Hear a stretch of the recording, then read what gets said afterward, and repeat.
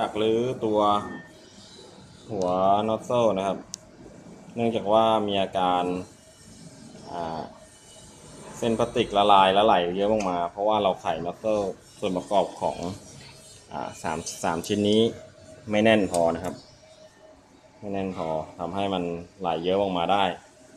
งานเข้าเลยก็คือเราจะต้องไม่สามารถที่จะแงะได้นะฮะข้างในนี้ต้องให้สะอาดจะถอดไปล้างด้วยอะซิโตนนะครับผมเพื่อทำละลายตัวพลาสติกทั้งหมดอันนี้ผมถอดตัวฮีเตอร์ออกมาแล้วเดี๋ยวถอดตัวนี้ถอดไปล้างอะซิโตนแล้วก็ค่อยประกอบคืนใหม่